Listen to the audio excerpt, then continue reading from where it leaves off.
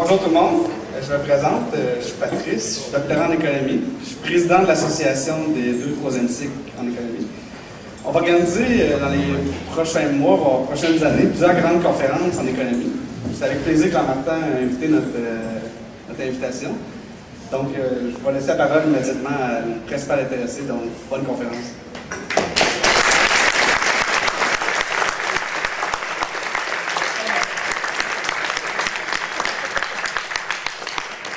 Salut tout le monde, excusez le petit retard. On siège au Parlement ce matin. D'ailleurs, on était en vote. J'ai filé avant le vote parce qu'ils ferment les portes quand le vote commence. Ils vont s'en sortir sans moi. C'est un vote sur une motion pour blâmer le fédéral. Puis je pense pas que ça va faire shaker le fédéral. Il y a un vote de l'Assemblée nationale, c'est comme d'habitude. Donc, aujourd'hui, je pense que le thème principal, c'est l'économie. Est-ce que vous êtes tous des étudiants en économie? Est-ce qu'il y en a quelques-uns? Oui. Mais on va parler d'un peu tout de toute façon. Je pense qu'il y en a qui ont un cours à midi et demi. Je vais essayer de parler vite de ce que je veux souligner, puis prendre des questions par la suite, parce que c'est ce que j'aime le plus, les questions. C'est souvent là que ça avance. Mais la question qu'on peut se poser comme souverainiste, c'est est-ce que le Québec a ce qu'il faut pour être un pays souverain sur le plan économique? Et la réponse à ça est clairement oui. Quoi que vous entendiez de gens fédéralistes qui ont tout intérêt à ce qu'on demeure une simple province, sur le plan économique, sur le plan fiscal, sur le plan des projets à venir et sur le plan des ressources, entre autres, le Québec a vraiment tout ce qu'il faut pour être une puissance économique. En fait, on en est déjà une. Le Québec est déjà plus riche que 90% des pays de la planète, à la fois sur le plan par personne, sur le plan nominal même. On est une économie assez immense. On est à peu près à 330 milliards de PIB. C'est quand même une économie, on peut dire une grosse économie dans le monde actuel.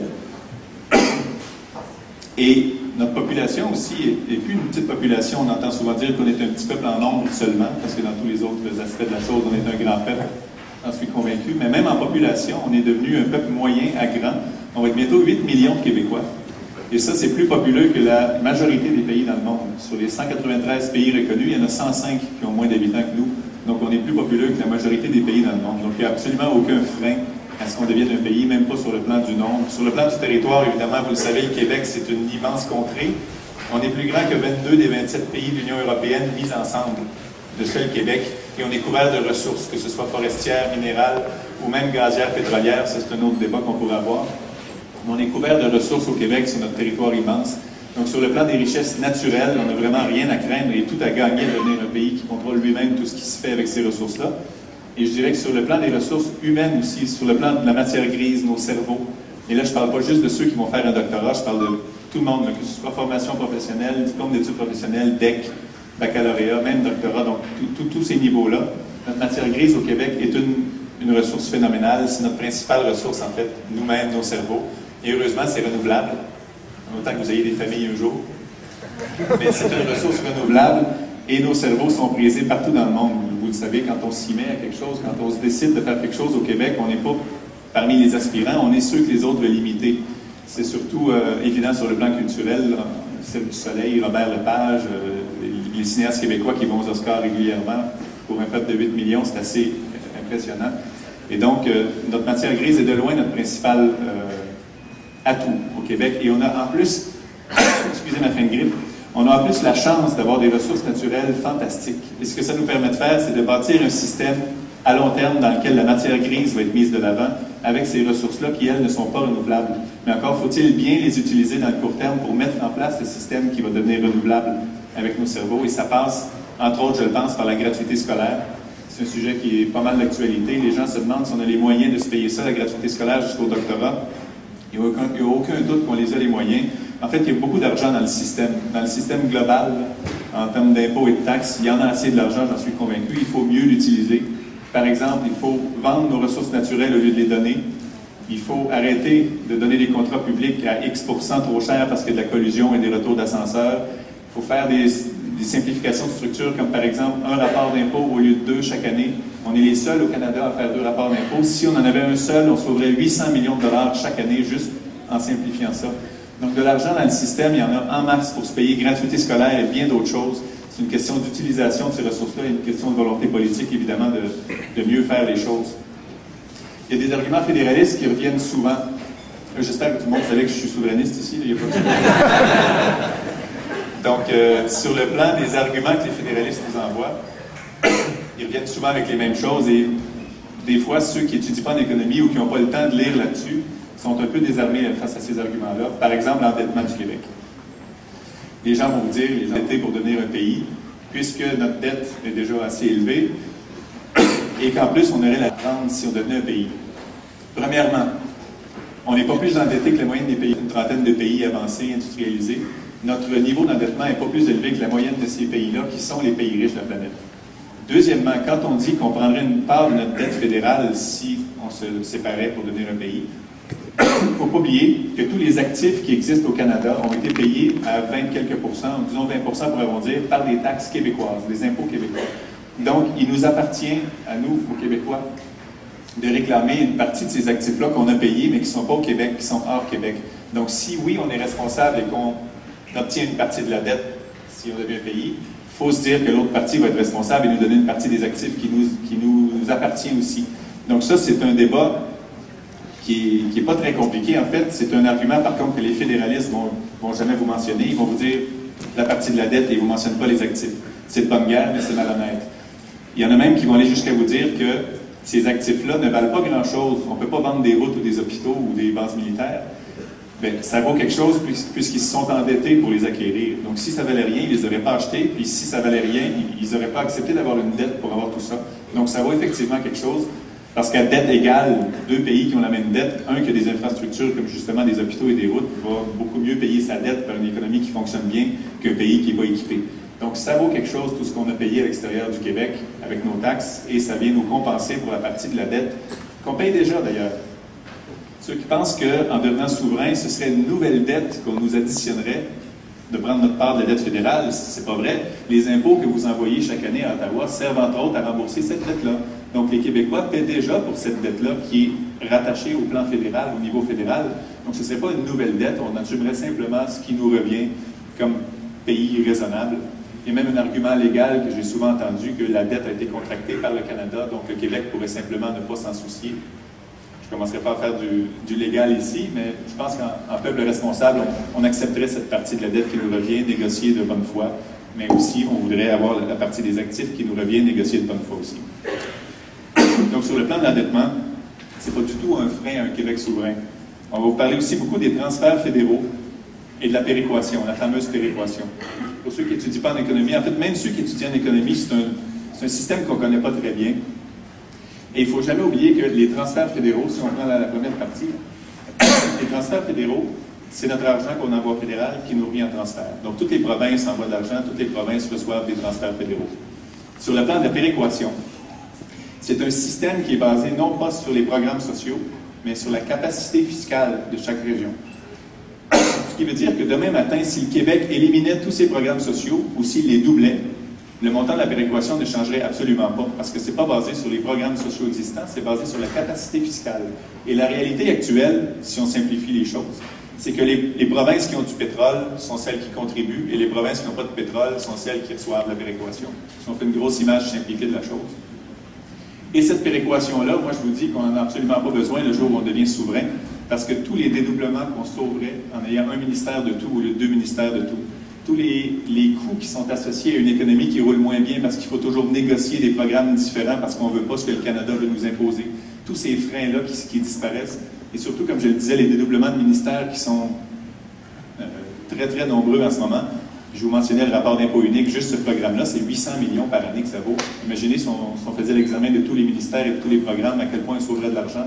Donc la péréquation paraîtrait bien futile à la lumière de ce qu'on pourrait avoir dans nos poches et comme moyen fiscal si on était simplement un pays qui paie ses impôts à l'intérieur du territoire et qui les gère à l'intérieur du territoire, plutôt que d'envoyer 50 milliards par année à Ottawa, qui nous les renvoie quand bon lui semble, sous la forme de son choix, dans les programmes de son choix aussi.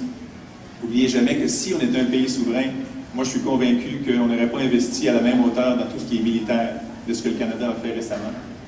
30 milliards d'avions de combat, 35 milliards de frégates armées, évidemment. Donc tout ça, oui, on se serait équipé d'une garde côtière, j'en suis sûr, et oui, on aurait peut-être une force d'intervention, quelque chose comme ça, mais je ne pense pas qu'on aurait l'esprit militariste à ce point. Et ça représente des milliards de nos impôts qu'on pourrait utiliser dans autre chose. Donc sur le plan fiscal et le plan économique, il n'y a rien à craindre, absolument rien à craindre. Le Québec, comme je vous le disais, est déjà une puissance économique sur le plan mondial. Et on est arrivé à ça malgré le fait qu'on ne contrôlait même pas toutes nos décisions. Donc imaginez le jour où il n'y a plus aucune décision économique avec nos impôts qui nous est imposée par un gouvernement qui a d'autres intérêts. Imaginez le jour où toutes les décisions économiques vont être prises dans nos secteurs stratégiques selon nos axes de développement et nos objectifs. Par exemple, le secteur forestier québécois est plus important que le secteur automobile de l'Ontario. Mais récemment, ces dernières années, le secteur automobile de l'Ontario a reçu 10 milliards d'aides fédérales et le secteur forestier du Québec, quelques centaines de millions, donc une fraction des peanuts en comparaison en fait. Alors que le secteur forestier, comme je vous le disais, est plus important économiquement. Donc c'est des choix stratégiques pour un gouvernement canadien, mais qui sont complètement à l'opposé de nos intérêts comme peuple québécois. Et on peut même pas les blâmer, vous savez, on ne peut pas blâmer Ottawa de penser à l'Ontario d'abord ou à l'Ouest. Ça s'appelle la démocratie. C'est la majorité qui décide des gouvernements en démocratie et qui est ensuite écoutée par ces gouvernements-là en démocratie. Et la majorité sera toujours hors Québec. Et je vous dirais même que la dernière élection fédérale a causé un précédent plutôt dangereux. Le gouvernement s'est doté d'une belle majorité sans avoir besoin d'appui du Québec du tout. Ils ont élu que 5 personnes ici, puis ils sont majoritaires. C'est une première très, très douloureuse, je pense, pour l'avenir du Québec au sein du Canada, puisqu'ils ont la preuve maintenant qu'ils n'ont plus besoin des Québécois pour se faire élire à Ottawa. Donc, vous pouvez être certain qu'ils vont définitivement pas se soucier de ce qu'on veut ou de ce qu'on demande dans les années à venir. D'ailleurs, la population du Québec décroît toujours un peu plus au sein du Canada, ce qui veut dire qu'on va toujours être de plus en plus minoritaire et la tendance n'est pas à l'inverse. Donc, il est l'heure en temps qu'on sorte d'un système où la majorité est fondée dans ses attentes envers un gouvernement qui pense à elle d'abord, et cette majorité-là n'est pas québécoise. Donc, il faut qu'on soit les meilleurs voisins du monde. C'est jamais de prétendre qu'on est meilleur qu'eux autres. Moi, j'ai jamais dit ça. Je le pense, mais je le dis pas. Mais c'est jamais de prétendre qu'on est meilleur qu'eux autres.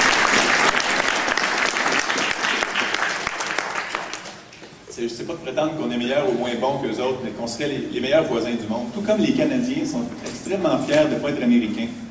Demandez à un Canadien de l'Ouest s'il veut devenir américain ou être un État des États-Unis, ils vont vous dire non. Et ce qui est bizarre, c'est que leur nationalisme est bien vu.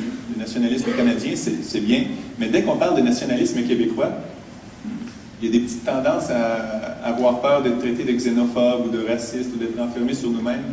Et c'est tout l'inverse, le projet de souveraineté du Québec, c'est justement qu'on veut parler en notre nom avec tout le monde sur la planète.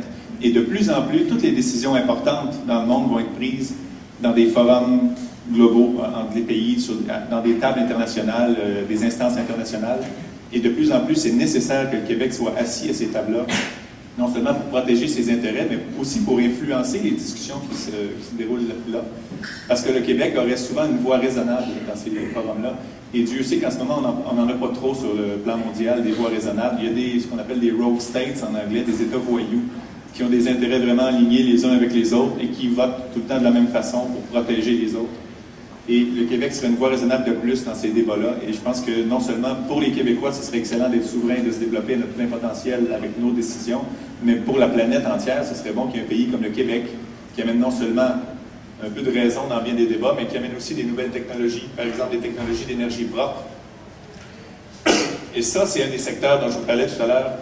Si on était souverain depuis 80 ou 95, les deux référendums, je suis convaincu qu'au moment où on se parle, on aurait une économie verte beaucoup plus avancée que celle qu'on a là, pour la simple et bonne raison que des milliards de nos impôts ont été versés en crédit aux pétrolières pour développer des sables bitumineux plutôt que des énergies vertes au Québec, exemple.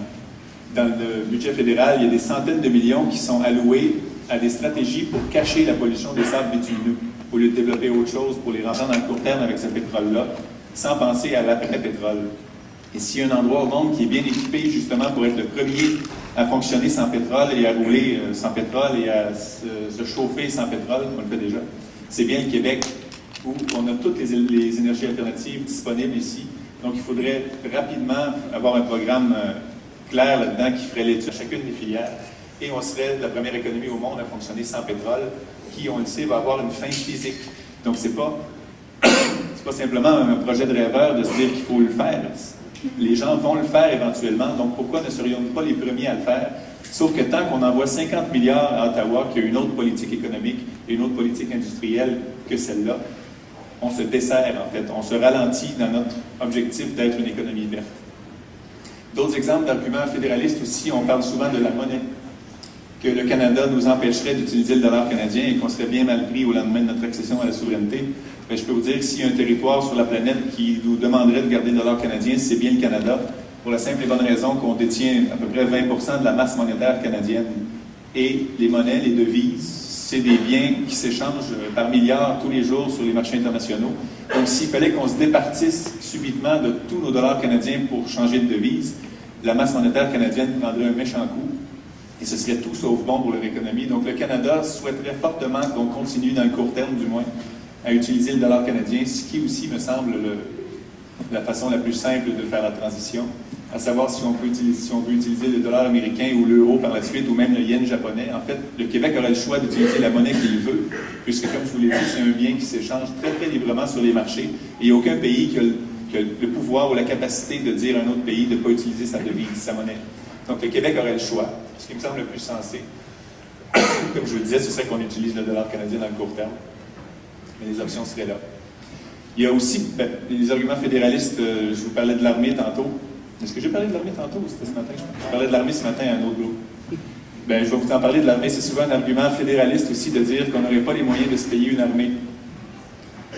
Moi, personnellement, premièrement, j'en veux pas de grosse armée, là, mais si on en voulait une, on en a une. Encore une fois, on a payé notre proportion de l'armée canadienne actuelle. Donc, si on garde ça, on a, dans les mêmes proportions, une armée québécoise. Donc, il n'y a pas d'argument qui nous dit qu'on n'est pas équipé comme pays souverain dans ce qu'on peut faire comme simple province. En fait, l'argument est plutôt l'inverse.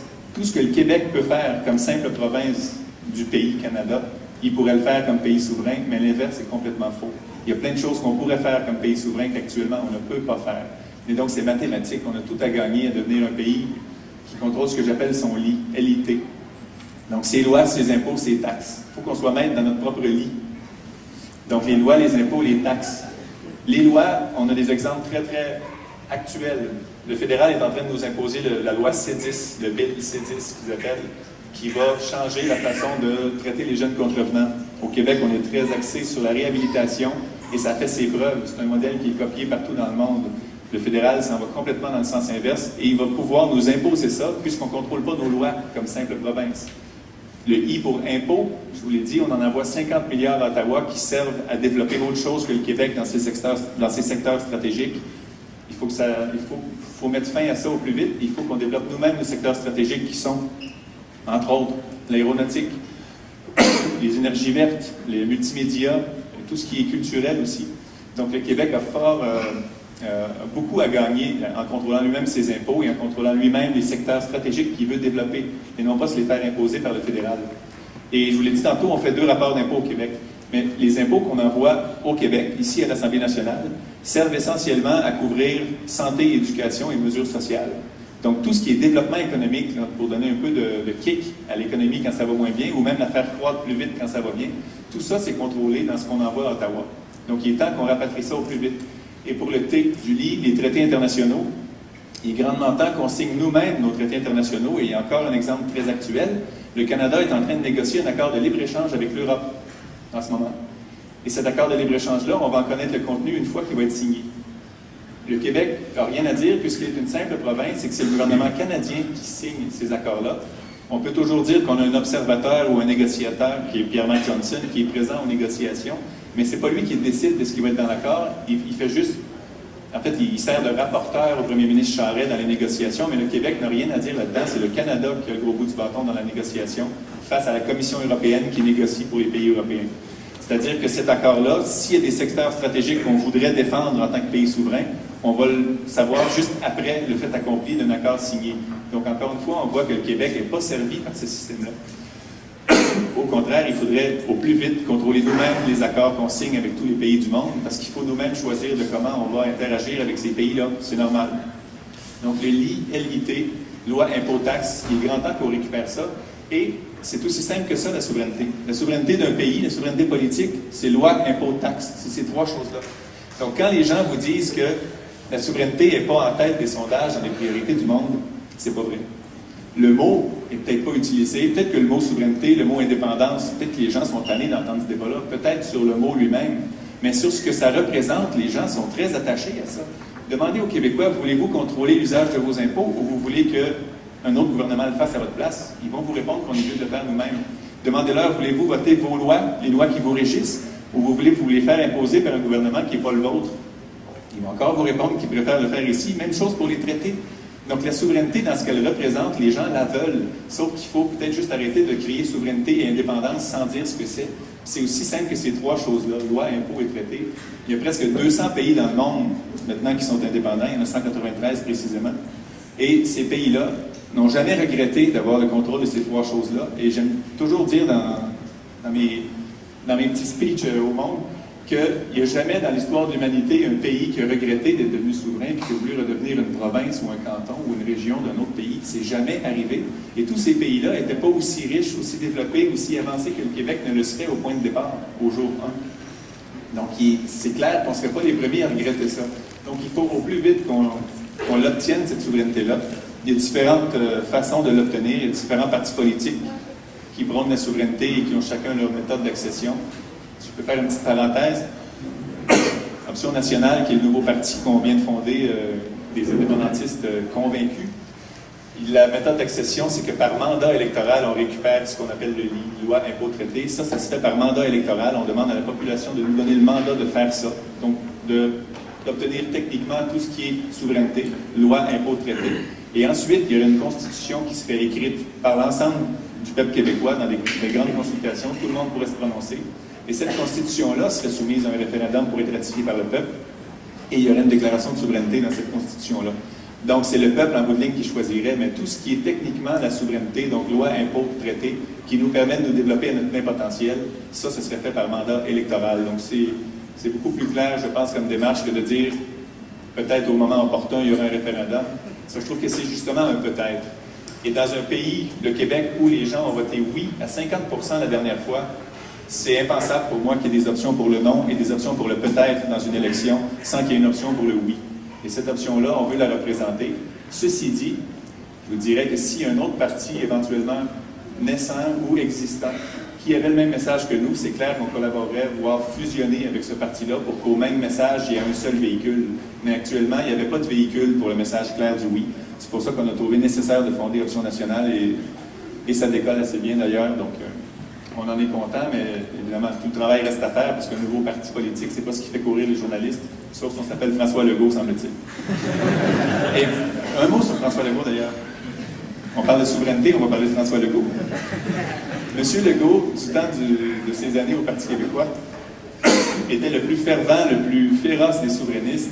Il avait même écrit un document, il n'y a pas longtemps, qui s'appelait « Le courage de changer », qui disait qu'on ne pouvait pas régler nos problèmes au Québec tant qu'on était juste une province, qu'il fallait être un pays avant de régler nos problèmes.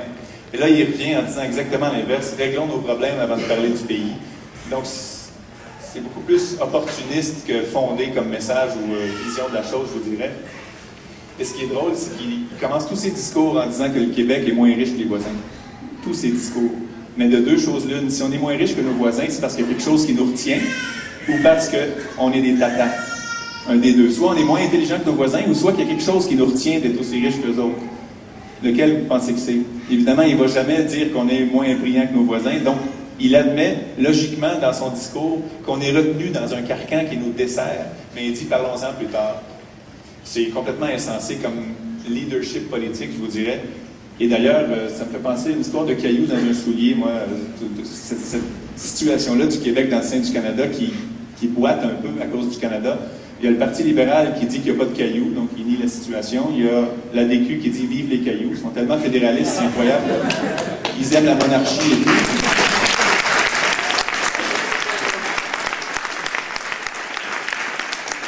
Et M. Legault, lui, arrive dans le portrait en disant « On a un caillou, mais essayons de marcher droit avec le caillou, et on verra après si on l'enlève ». Moi, je trouve que la solution la plus évidente et la plus intelligente, c'est de dire « Enlevons le caillou, puis marchons droit, simplement ». Donc c'est pour ça que je pense...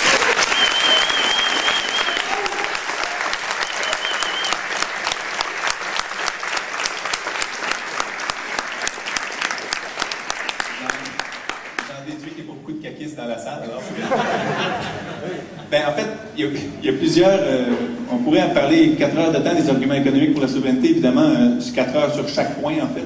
Mais j'aimerais ça prendre des questions tout de suite pendant qu'on se voit, parce que c'est ce qui est le plus intéressant. Oui? Oui, J'entends. M. sujet était clairement énoncé, l'économie, mais il me semble difficile de noter dans votre discours un angle culturel ou identitaire. Est-ce que c'est parce que pour vous, la souveraineté se fonde essentiellement sur des arguments économiques? En fait, non. La souveraineté se fonde sur tout. Sur tous les plans, on est gagnant de devenir un pays souverain, donc que ce soit culturel, linguistique, identitaire, économique. Sauf que, à mon sens, dans l'historique souverainiste, dans le discours souverainiste, historiquement, on a beaucoup misé sur la culture, l'identité et être québécois, être fier de la chose. Et je pense que la cause souverainiste naît de ça. C'est parce qu'on est différent qu'on veut être souverain. Pardon. Et je donne souvent l'exemple de l'État de New York, qui aurait les moyens économiques d'être un pays, mais qui se sent culturellement américain et qui n'a aucune volonté de se séparer des États-Unis. Et à l'opposé, il y a une petite communauté en Sardaigne qui parle catalan, qui aurait toutes les raisons culturelles d'être indépendante, mais qui n'a pas les moyens économiques de le faire. Alors il faut les deux. Au Québec, on a des raisons culturelles évidentes d'être un pays souverain, puis on a heureusement les moyens économiques de nos prétentions culturelles. Et la raison pour laquelle je parle beaucoup d'économie, c'est que, comme je vous le disais, je pense que dans le discours souverainiste habituel, on entend beaucoup l'élément de fierté, de culture, d'identité, et que cet aspect-là de la chose a été un peu plus fouillé et un peu plus répandu. Et je pense que ceux qui sont sensibles à ça sont déjà pas mal acquis à la cause. Pas tous, mais en majorité. Alors que sur le plan économique, il y a encore beaucoup de pragmatiques qui se demandent est-ce qu'on a les moyens d'être un pays et qui n'ont peut-être jamais entendu clairement pourquoi, oui, on a les moyens d'être un pays. C'est pour ça que moi, je me concentre sur cet aspect-là. Mais si vous me demandez pourquoi je fais la souveraineté, c'est pas pour payer 1000 $ de moins ou de plus par année dans mes impôts ou dans l'économie en général. C'est vraiment parce qu'on est québécois et qu'on ne se développera jamais à notre plein potentiel si on continue à se faire imposer des décisions par un autre peuple. Et quand je dis un autre peuple, encore une fois, je ne dis pas qu'ils sont moins bons que nous, ils sont seulement différents. Les anglo-saxons ne sont pas latins, et ça, c'est une évidence. On est un peuple latin, ils sont anglo-saxons. On peut être les meilleurs voisins du monde, mais il faut cesser de faire en sorte que l'un impose ses décisions à l'autre. Et une chose que je dis souvent aussi, c'est que ceux qui veulent réformer le fédéralisme pour que le Québec soit mieux respecté, c'est aussi futile que de tenter d'améliorer les aptitudes d'un autre peuple à bien nous gérer. Pourquoi on ne se gère pas nous-mêmes? Ça me semble beaucoup plus simple et beaucoup plus logique. Et je vous dirais que même le Canada anglais a tout à gagner à ce que ça se passe, la souveraineté du Québec, parce qu'on est en quelque sorte un frein pour eux, parce qu'à chaque fois qu'ils proposent quelque chose de pan-canadien ou de national, le Québec sort tout le temps la main en disant « on n'est pas comme ça, nous autres, on voudrait peut-être faire ça de même ». Et ça les ralentit dans leur développement. Je pense que le jour où le Québec sera un pays souverain à côté du Canada souverain, qu'il l'est déjà, les deux pays vont mieux se développer et vont avoir de très bonnes relations, un très bon voisinage. Mais pour répondre précisément à votre question, l'aspect culturel est fondamental dans la cause souverainiste, sauf que je pense qu'il a été plus mis de l'avant dans le passé. Et il est temps qu'on convainque les pragmatiques, parce que je suis convaincu que les deux référendums ont été perdus à cause des peurs économiques. Si vous demandez à quelqu'un du Québec, est-ce qu'un élu de la Saskatchewan est mieux équipé qu'un élu du Québec pour protéger notre culture ou notre langue? Ils vont vous répondre évidemment non. Donc l'aspect culturel est plus clair selon moi. Mais si vous demandez à quelqu'un du Québec, est-ce qu'on a les moyens économiques de faire la souveraineté? La réponse vient moins vite et je pense que c'est là-dessus qu'il faut se concentrer pour que la prochaine fois, les peurs économiques que les fédéralistes aiment bien répandre ne fonctionnent pas sur les Québécois. Parce que je suis convaincu que c'est ça qui a fait perdre les deux premiers référendums. Il disait des choses aussi insensées que vous allez perdre vos pensions avec la feuille d'érable dessus. Mais c'est quand même notre argent qu'on envoyait à Ottawa qui nous revenait en pension. Donc le jour où on est souverain, on garde notre argent, on se paye nos pensions. Ils sont allés jusqu'à faire déménager des camions de la Brinks qui partaient de Montréal et qui, semble-t-il, s'en allaient en Ontario, puis ils étaient vides, les camions. C'était un coup de marketing, un coup de publicité qui a fait peur à bien des gens. Comme quoi, il y avait une fuite de capitaux, mais les camions étaient vides. Donc, c'était du marketing politique de bas de gamme, je vous dirais. Mais ils insistent beaucoup là-dessus, sur les peurs économiques, pour convaincre les Québécois de rester bien à leur place en tant que simple province. Mais il faut que ça cesse. Il faut qu'on dise aux Québécois que non seulement on n'a rien à perdre, on a tout à gagner économiquement d'être un pays souverain.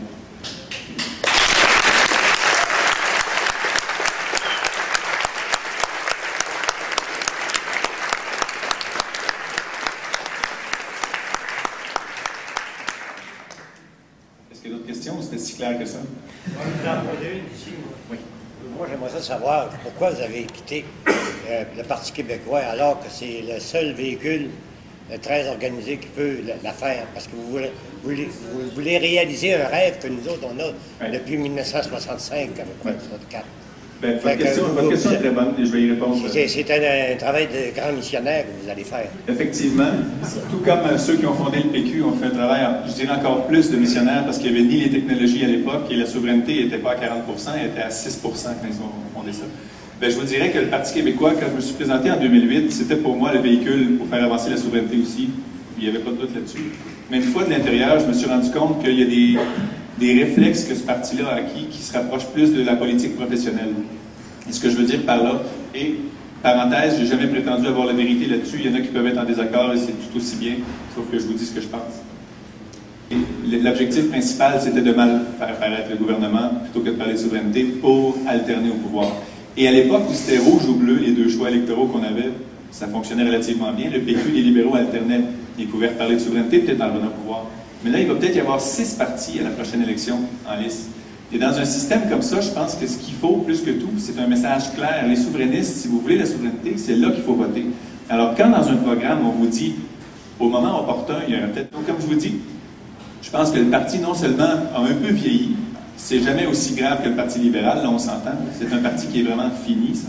Mais le Parti québécois dérive un peu vers ça. Et il y a beaucoup trop de réflexes professionnels en ce moment. Et vous savez que même René Lévesque, qui a fondé le Parti québécois en 68, disait lui-même que le PQ devrait durer une génération, 20-25 ans, parce que sinon, les réflexes de vieux politiciens professionnels reviendraient très vite et le PQ deviendrait une caricature de ce qu'il devrait être. Et je pense malheureusement que ça a commencé à se réaliser, ça.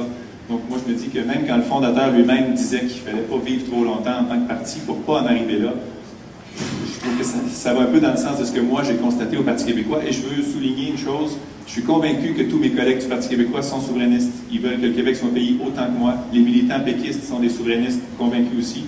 J'en ai rencontré des milliers depuis que je suis élu. C'est pas ça la question. C'est pas de dire qu'eux ne sont pas souverainistes, mais c'est de dire que le message dans leur programme ou leur façon de traiter de souveraineté, à mon sens, n'est pas assez clair. Et comme je l'ai dit tantôt, si jamais le Parti québécois redevenait clair en cette matière-là et disait « vous nous élisez, on enclenche ce qu'il faut pour récupérer non seulement notre égalité, mais faire la souveraineté », c'est sûr qu'on travaillerait ensemble. Il n'y aurait pas deux partis qui prônent le même message à l'Assemblée nationale, mais pour l'instant, comme je vous disais, le message du « oui » n'existait pas et il fallait le créer, quitte à obliger les autres à venir vers le « oui », parce que je peux vous dire que les choses comme elles sont là, le Parti québécois, il y a des risques qui disparaissent aux prochaines élections. C'est pas impossible. J'espère que non. Parce que j'y suis encore attaché à ce parti-là, je dois être très honnête avec vous. Et ceux qui ont vu mon point de presse du 7 juin, que j'ai quitté, c'était assez évident que je ne quittais pas en faisant le giga en dessous de la table. Bien, la chicane, justement, vous savez que tout ce que j'ai dit en partant le 7 juin, je l'ai dit dans le caucus, puis je l'ai dit à Mme Marois aussi elle-même en face à face, donc il n'y avait rien de nouveau là-dedans. Donc j'ai essayé de changer les choses de l'interne. Ça va beaucoup plus vite de changer un véhicule existant que d'en créer un nouveau. Mais j'ai conclu, puis je ne suis pas le seul, il y en a d'autres qui ont quitté, j'ai conclu que c'était peine perdue avec l'équipe de direction actuelle, qui, à mon sens, sont des souverainistes, mais dont la première priorité, de loin, c'est de reconquérir le pouvoir et de voir ensuite ce qu'on en fait. Moi, je pense qu'il faut gagner en parlant de souveraineté pour la faire en arrivant. C'est aussi simple que ça.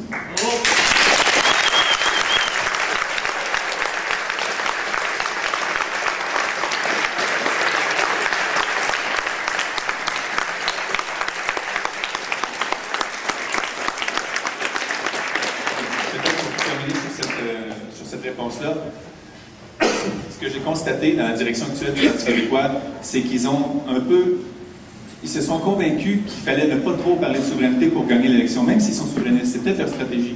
Mais ils sont convaincus, je trouve, qu'en parlant moins de souveraineté, ils vont ratisser plus large, ils vont aller chercher des libéraux mécontents qui veulent un gouvernement plus propre, entre autres.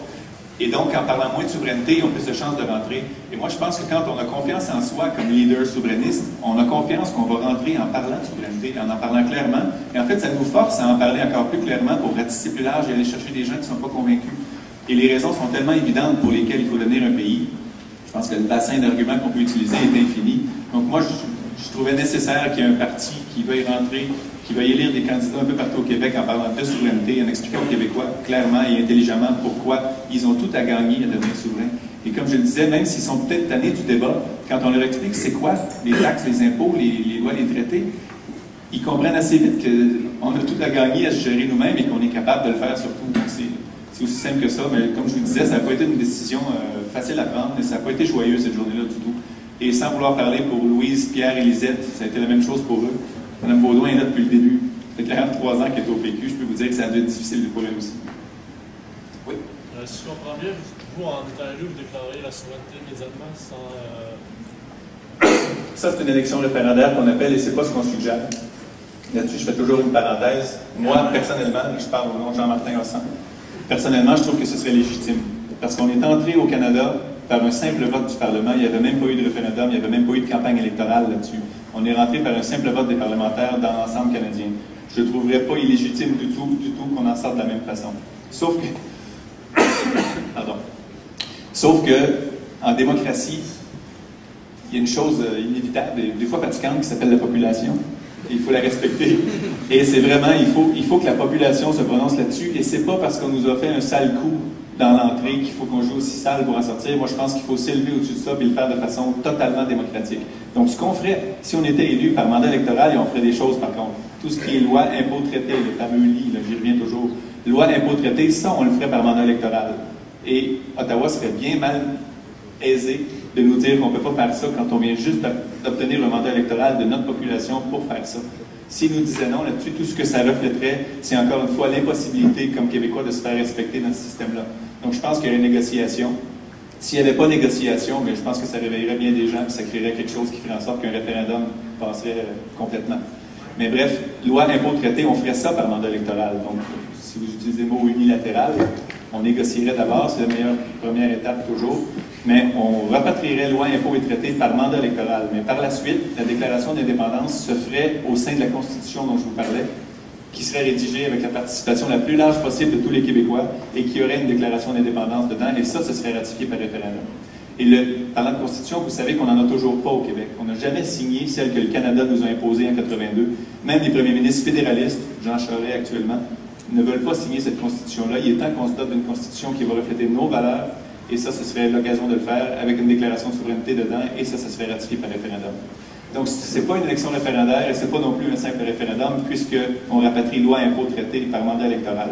Donc, ça enclenche mécaniquement tout ce qu'il faut, et en bout de ligne, le peuple décide de s'il veut le payer ou non. Et moi, je pense que si on a rapatrié nos lois, nos impôts et nos traités, et que les Québécois voient à quel point ça marche mieux quand on décide pour nous-mêmes, je ne pense pas qu'ils vont reculer dans un référendum d'une constitution qui contiendrait une déclaration de souveraineté pour dire non, on veut revenir à ce qu'on était avant, de se faire imposer des décisions par un gouvernement qui n'est pas le nôtre. Et quand je dis un gouvernement qui n'est pas le nôtre, c'est mathématique encore une fois. Le 3/4 des députés au Parlement canadien sont élus hors Québec. Ne connaissent pas le Québec, ne vivent pas au Québec, ne viennent jamais au Québec. Donc le 3/4 de ceux qui nous imposent des lois criminelles, par exemple, ou une utilisation quelconque de nos impôts, ne sont pas québécois et se balancent un peu du Québec. Ils ont d'autres priorités qui sont les leurs. Et comme je le disais, c'est normal dans un pays où la majorité n'est pas ici. Donc il faut se faire notre pays avec notre majorité. Et on est 8 millions, comme je disais, on serait un pays populeux. Oui? Pourquoi vous pouvez nous donner en ville? On parlait tantôt de Louise, Pierre, Lisette, les autres mécontents du Parti québécois. Je me demandais s'il y avait des politiciens qui, justement, voulaient se joindre à votre cause prochainement ou quelque chose comme ça. Mais si vous allez faire seul en prochaine élection. Il y a Gérard Deltel qui a demandé sa carte de membre, mais on a refusé. Non, en fait, on travaille de très près. Ceux que vous avez mentionnés, Louise Baudouin, Pierre Curzi, Lisette Lapointe et moi-même, on travaille de très près pour tout ce qui est parlementaire, la routine parlementaire et les dossiers parlementaires. On s'entend sur à peu près tout aussi, donc on est vraiment une communauté d'esprit dans ces quatre-là, sauf qu'ils ont d'autres priorités pour l'instant. Ça ne veut pas dire que personne ne va se joindre, je n'ai pas de scoop non plus à vous donner, peut-être bientôt, mais ils sont très sympathiques à cette initiative-là, mais pour l'instant, par exemple, Pierre, sa priorité, c'est de parler de réforme des institutions avant de militer à créer un nouveau parti. Madame Lapointe aussi veut rapprocher le système du citoyen. Madame Baudouin a déjà dit qu'elle n'était pas sûre de se représenter, donc c'était peut-être pas la meilleure chose à faire de créer un nouveau parti si elle n'est pas sûre de se représenter.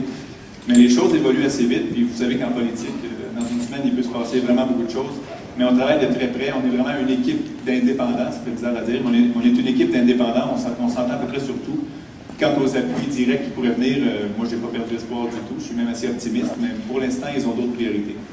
Par contre, sur les appuis qu'on souhaite partout au Québec, on a reçu des centaines de courriels, de messages Facebook, de gens qui veulent créer un exécutif, qui veulent être candidats, qui veulent militer, qui veulent rassembler du monde. Donc, vraiment, le fait d'avoir un message souverainiste clair, ça manquait dans le paysage, puis ça a enthousiasmé bien des gens de partout au Québec, on en est vraiment très contents. Oui? Je voudrais savoir, qui est de la méthode d'accéder à la souveraineté, est-ce que votre méthode se fonde seulement sur le droit international ou sur le droit constitutionnel canadien, suivant les recommandations de la Cour suprême dans le renvoi sur la sécession? Bien, la Cour suprême oblige le Canada à faire quelques gestes, on négocie au moins pendant 2 ans, mais ça se fonde, moi je pense, sur la démocratie elle-même. Comme je vous disais, on a été inclus au Canada sans aucun fondement vraiment démocratique ou populaire. Je pense qu'il faut faire mieux que ça quand on va se donner un pays. Et donc, la démocratie demande qu'il y ait une consultation populaire là-dessus. Je pense que c'est un minimum à faire quand on veut changer un système qu'on trouve vieux, encrassé et vraiment dépassé. Et en ce sens-là, moi, je suis content de voir que notre projet, justement, interpelle beaucoup les jeunes. Dans tous ceux qui nous contactent, il y a une proportion extrêmement élevée de moins de 30 ans, moins de 35 ans. Et je pense que c'est significatif.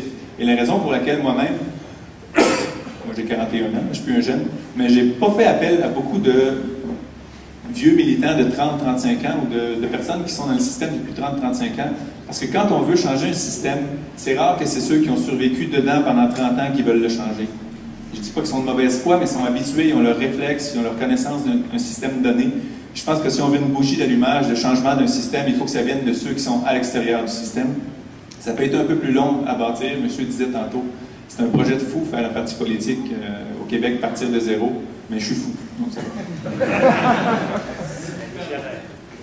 Est-ce que vous visez à avoir la reconnaissance internationale ou vous visez plus justement à avoir un accord avec le Canada?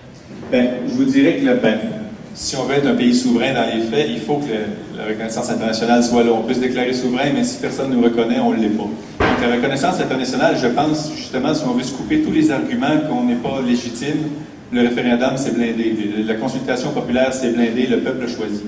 Donc l'élection référendaire, monsieur disait, moi, personnellement, je trouve que ce serait légitime, mais si le Canada, qui a déjà des ambassades partout dans le monde, commence à marteler qu'on a changé la recette à la 3e fois, ça va être un obstacle de plus. Moi, je pense qu'en bout de ligne, quelle que soit la méthode d'accession, si le peuple décide, le Québec va être un pays reconnu. Mais c'est juste que, comme le disait M. Parizeau, on n'est pas obligé d'en faire une course à obstacles. On n'est pas obligé nous-mêmes de se créer des embûches le long du chemin. Donc, la reconnaissance envers le Canada, comme je disais, va venir par un mandat électoral clair. Si la population du Québec vote pour ce qu'on promet de faire en arrivant au pouvoir, c'est-à-dire rapatrier lois, impôts et taxes, on a un mandat populaire d'aller voir le gouvernement du Canada pour dire les Québécois veulent ça. Et là-dessus, le Canada ne pourrait pas vraiment dire non, même si on est élu avec 38%, disons, des votes, parce que M. Harper a été élu avec 17% des votes au Québec. Alors, avant qu'un gouvernement majoritaire soit élu avec moins de 17% des votes, en fait, mathématiquement, c'est impossible, c'est 25,5%. Mathématiquement, on peut, au Québec, dans le système déficient actuel, un gouvernement peut être majoritaire avec 25,5% des votes, ce qui est à changer. Un élément de proportionnalité est dû, mais ça, c'est un autre problème qu'il faut faire un jour souverain. Il faut faire une fois qu'on sera souverain, on pourra changer notre système électoral, parce qu'en attendant, on est un peu empêché de le faire encore. Il y a bien des choses qu'on va pouvoir faire juste le jour où on sera souverain, entre autres le débat gauche-droite, le fameux débat gauche-droite. Dans une simple province, c'est difficile de faire ça, parce que si on a un gouvernement de gauche, à Québec, à l'Assemblée nationale, dont les mesures sont toutes annulées par un gouvernement de droite à Ottawa, auquel on envoie des impôts chaque année, c'est un peu un non-sens. Le vrai débat gauche-droite au Québec, le vrai choix d'un gouvernement de droite ou de gauche va se faire le jour où on est un pays qui a une seule population et un seul gouvernement à considérer. Oui?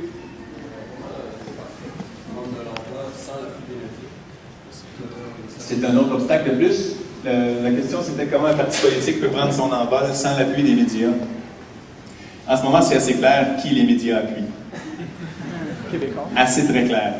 Et je faisais une blague la semaine passée dans une autre allocution. Si Legault mange une toast au miel le matin, il fait le téléjournal avec ça. Là. Donc, il y a des exagérations dans la couverture. Et la journée où nous, on a dévoilé la plateforme d'Option nationale dans un point de presse où tout le monde avait été invité, ce qui roulait en boucle dans la principale chaîne d'information, c'est qu'il y aurait peut-être une conversation téléphonique entre tel et Legault ce jour-là. Donc, c'était une non-nouvelle totale. On a été couvert un peu, mais beaucoup moins qu'on aurait dû l'être, en fait. Par contre, une semaine après, quand M. Legault a dévoilé ses choses de 14, en fait, lundi cette semaine, il ne manquait pas grand média dans la salle.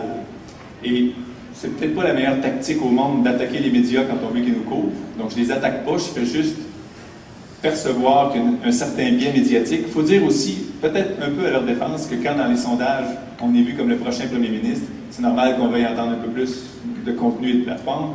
Option nationale, pour l'instant, elle ne figure pas encore dans les sondages. On entre dans ce qui s'appelle « Autre », qui, la dernière fois que je l'ai vu, était à 9% quand même. C'était pas juste pour Option nationale, mais il y avait 9% d'autres intentions. Donc, on tombait là-dedans. J'imagine qu'éventuellement, l'option d'Option nationale va être dans les sondages, mais pour l'instant, il y a vraiment une couverture biaisée. Je vous dirais que la plupart des médias qui sont plutôt pro-fédéralistes que pro-souverainistes veulent une alternative à Jean Charest, parce que c'est devenu indéfendable, cette affaire-là. Donc, ils ne peuvent pas essayer de réélire Jean Charest. Donc, l'alternative, ils vont la prendre fédéraliste. Et M. Legault est revenu avec un discours fédéraliste. Quand on ne veut pas faire du Québec un pays, on veut qu'il reste une province, c'est du fédéralisme, donc il peut dire ce qu'il veut. Il est revenu comme fédéraliste. Donc, peut-être que les conglomérats qui veulent un fédéraliste au pouvoir et qui ne veulent pas défendre Charest, qui me semble indéfendable, ont vu une bonne occasion d'appuyer quelqu'un. Mais la force qu'on a maintenant, c'est les médias non contrôlés, non traditionnels. Donc, tout ce qui est blog, courriel, site web. Il va falloir en faire bon usage de ça à travers les médias sociaux, entre autres, pour faire passer notre message si on trouve que les médias traditionnels ne le font pas assez ou pas suffisamment. Mais, en fait, les médias ont un réflexe qui est peut-être qu'on aurait le même réflexe si on était dans leurs souliers, mais ils ont le réflexe du spectaculaire. Moi, je n'ai jamais été autant couvert qu'à 2 reprises depuis que je suis député. Évidemment, quand j'ai quitté le Parti québécois, ça a été pas mal couvert. Et l'autre fois, c'est quand je m'étais un peu accroché avec le ministre Normando en chambre. On s'était lancé des choses qu'on n'aurait pas dû se lancer en chambre. Et j'ai jamais eu autant de demandes d'entrevue que dans cette journée-là. Donc, c'était spectaculaire. C'était peut-être pas nécessairement d'intérêt public, mais les médias veulent vendre quelque chose. Peut-être qu'on ferait exactement comme eux, mais c'est à nous d'avoir un message intéressant, de ne pas travestir notre message, mais peut-être de le rendre d'une façon un peu plus attrayante ou un peu plus colorée pour que ça passe mieux. Moi, je ne suis pas du genre à me mettre à crier des bêtises pour être couvert. Je suis plutôt calme et pragmatique en général, mais il y a une façon de faire le message, de faire en sorte que notre message soit attirant. Et les médias vont le diffuser, j'en suis sûr. Surtout si, un jour dans les sondages, l'option commence à monter. Là, c'est sûr qu'il va y avoir de l'attrait. C'est un peu un cercle vertueux. Oui? On peut parler aussi que, bon, on ne pourrait pas faire le débat gauche-droite tant qu'on ne serait pas nécessairement séparé du Canada. Je me demandais dans ce cas-là pourquoi Québec solidaire ne serait pas une option. J'imagine que, bon, biologiquement parlant, là, la façon de traiter justement l'économie peut différer, mais j'aimerais vous entendre là-dessus. Oui, bien, Québec solidaire, c'est une autre option qui, dans sa plateforme, dit que le Québec devrait être un pays. Sauf que moi, je suis convaincu que pour que la souveraineté se fasse, il faut que le parti qui arrive au pouvoir ait ça en tête dès le jour 1. Et Québec solidaire, ce n'est pas la raison d'être du parti de faire la souveraineté. La raison d'être est beaucoup plus communautaire ou sociale, ce qui est très bien, mais qui n'est pas suffisant selon moi. Et franchement, quand j'ai vu Amir, mon collègue Amir, se féliciter d'élection de 59 députés fédéralistes à la dernière élection, c'est pas ce que j'appelais un souverainiste pressé. Donc, je pense que Québec solidaire, si l'occasion se présentait, il appuierait le Québec pays, mais ce n'est pas leur raison d'être, et je suis convaincu qu'il faut que ce soit la raison d'être en arrivant au gouvernement.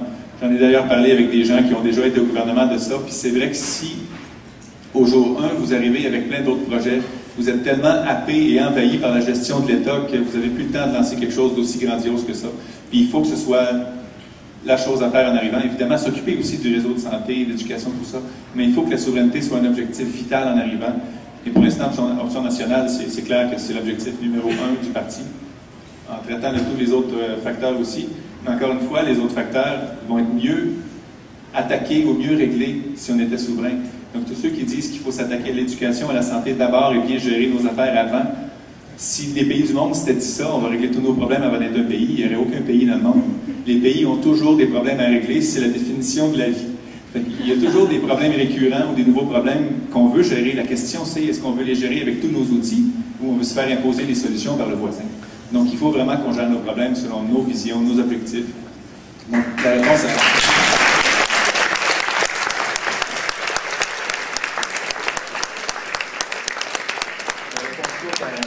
c'est que je suis sûr qu'Amir va être un allié dans le combat souverainiste, mais je ne pense pas que Québec solidaire ait ça comme raison d'être. Et malheureusement, je pense que le Parti québécois n'a plus ça dans la pratique, dans les faits, comme raison d'être. Même si chacun de mes anciens collègues rêve du pays autant que moi, j'en suis sûr, institutionnellement, on dirait qu'il y a autre chose qui passe avant. Donc, la nécessité était là de faire un autre véhicule qui dit oui. Est-ce qu'il y aurait des arguments pour convaincre les anglophones du Québec à faire la souveraineté? Est-ce que chez Option nationale, on a des arguments pour... Oui, ben, oui, non seulement les anglophones, mais aussi les communautés culturelles allophones. Les arguments, je trouve, sont les mêmes que pour les Québécois francophones qui sont nés ici. Le Québec va mieux se développer dans toutes ses sphères d'activité le jour où il va être souverain. Les anglophones ne sont pas obligés de parler français le lendemain. Leurs droits acquis vont être maintenus, puis ils vont être dans une société plus prospère pour continuer à vivre. Je ne vois pas pourquoi ils s'opposeraient à ça. Il y a peut-être un élément sentimental d'attachement au Canada. Et d'ailleurs, je vous dirais que le seul argument, moi, que je ne combats pas, je suis un fédéraliste, c'est quelqu'un qui me dit « je me sens canadien et je suis sentimentalement attaché au Canada ». On ne peut pas se battre contre ça.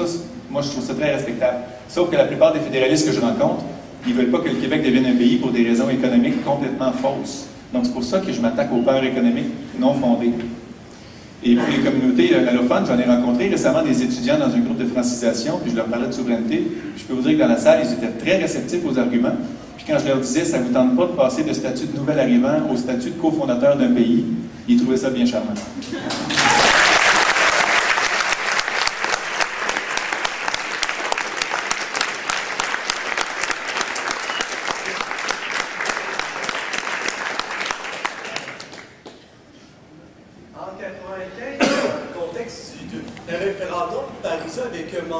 Certains calculs pour vérifier côté d'aide, pour vérifier un peu ce que le Canada nous devait, des trucs de même. Dans le cas où le lit finirait par être réalisé, comptez-vous faire quelque chose dans le genre? Il faut avoir un budget de l'an 1 qu'on appelle, et d'ailleurs le dernier à l'avoir mis à jour s'appelait François Legault, en 2005, qui avait conclu que le Québec souverain, en 5 ans, dégagerait 17 milliards de surplus fiscaux par rapport à son état de province. On dirait qu'il n'y a pas eu ce document-là depuis un petit bout de temps. Mais bref, la situation a bien changé par contre.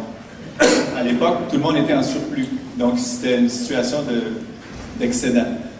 Actuellement, tout le monde est en déficit, sauf que si on refaisait l'étude que j'ai pas refaite la semaine dernière, mais il y a fort à parier que ce qu'on verrait, c'est que les déficits seraient moindres en temps de déficit si on était un pays, et les surplus seraient plus grands en temps de surplus si on était un pays. Donc c'est toujours positif pour le Québec d'utiliser ses impôts à bon escient dans les secteurs qui lui, sont stratégiques. OK, mais dans le sens de ce que je veux dire, c'est par rapport au calcul, c'était calculer ce que le Canada nous doit pour faire, ça serait peut-être le temps de nous donner ce que vous nous devez. Ben, c'est ce que je parlais tout à l'heure, les accolades qu'on obtiendrait, qu'on paie déjà, comme je l'ai dit. Mais les actifs canadiens qui sont aussi à 20% de notre propriété, ça, ce serait dans les négociations, justement, de qu'est-ce qu'on doit et qu'est-ce qu'ils nous doivent en quittant le Canada. Et ça peut être remis à jour périodiquement. La première vraie étude reconnue là-dessus, c'était la fameuse commission Bélanger-Campeau qui avait établi une méthodologie que M. Legault a reprise en 1995 pour refaire les calculs. Et comme je vous disais, si c'était fait aujourd'hui, les chiffres seraient bien différents de 1995 parce qu'on n'est plus en surplus. Bon, tout le monde est en déficit, le Canada y inclus, là, et l'Ontario est en déficit de façon phénoménale. Donc, ce que ça montrerait, c'est, selon moi, qu'on a tout à gagner encore, mais ce ne serait plus des surplus partout parce qu'on est en déficit partout. Mais l'avantage resterait là quand même, l'avantage absolu d'être un pays au lieu d'une province qui se fait imposer l'usage de ses taxes. Oui?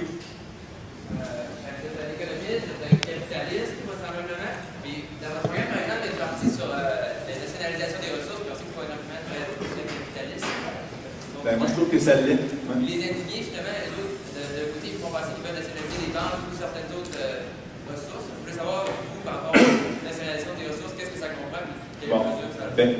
Quand on dit nationalisation, souvent on est vu comme Hugo Chavez ou Fidel Castro, c'est pas ça du tout. Nationaliser, regarde, le dernier exemple d'une nationalisation au Québec qui est très connu et qui a été la meilleure décision qu'on aurait pu prendre, c'est Hydro-Québec. Quand Hydro-Québec décide de faire le barrage, c'est pas un fonctionnaire qui met un casque jaune pour aller piocher. C'est des compagnies privées d'ingénieurs et de construction qui font le barrage, mais la maîtrise d'œuvre de tout ça demeure étatique. Donc, une nationalisation des ressources, ce serait la même chose. C'est encore des compagnies minières privées qui feraient l'extraction, la distribution, l'exploration, sauf que c'est l'État qui déciderait de quel projet va de l'avant et qui déciderait surtout de la répartition des richesses qui va provenir de ce projet-là. Parce qu'actuellement, on se fait vraiment avoir, il n'y a pas de doute. Oubliez tous les arguments qui disent qu'on est meilleur qu'une autre province là-dedans. Là. Quand on regarde les chiffres, dans les 10 dernières années, il y a peut-être eu 50 milliards de ressources qui sont sorties de notre sol. On a eu entre 1 et 2% de redevances là-dessus. Alors que ça nous appartient. C'est-à-dire que le propriétaire de quelque chose qu'on vend est celui qui reçoit le moins de la richesse qui en découle. Ça n'a aucun sens. Et le jour où on va mettre le pied à terre au Québec et qu'on va dire c'est nos ressources, ça nous enrichit, fiez-vous à moi que les compagnies privées vont rester quand même pour obtenir la pointe de tarte qu'on veut bien leur donner. Et le meilleur exemple, c'est la Norvège, qui, avec son pétrole, c'est pas une ressource minérale, mais c'est une ressource naturelle quand même. La Norvège, 70%, un peu moins, de tout ce qui sort de son pétrole revient dans les coffres de l'État. Et il n'y a pas une compagnie privée qui a fui en disant gare aux capitalistes. Ils sont restés pour faire les profits qu'on voulait bien leur donner. Le but d'une compagnie privée, c'est de faire des profits. Si vous leur dites que vos profits seront ça plutôt que 4 fois ça, ils vont prendre ça plutôt que 0. Faites sûr de ça.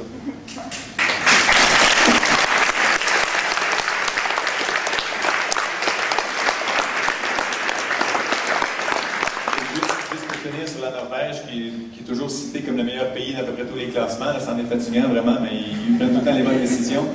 La Norvège a monté un fonds souverain qui va bientôt atteindre les 600 milliards de dollars. C'est 4 fois la caisse de dépôt pour une population qui est plus petite que celle du Québec. Ils sont environ 5 millions, on va être bientôt 8. Et ils ont 4 fois la caisse de dépôt en réserve pour l'avenir parce qu'ils font ça intelligemment. Ils se sont dit que c'est des ressources non renouvelables. Il faut donc que les générations à venir en bénéficient. Et ils ont un des plus gros fonds souverains de la planète pour une petite population de 5 millions.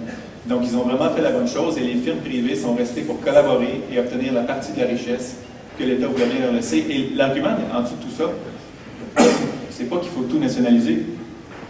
Un entrepreneur qui a une idée de génie et qui devient milliardaire, moi j'applaudis à ça, parce qu'il a créé des emplois, il a créé un produit que les gens veulent utiliser. Puis un bon exemple, c'est l'iPod, iPad, i2, que Steve Jobs a créé.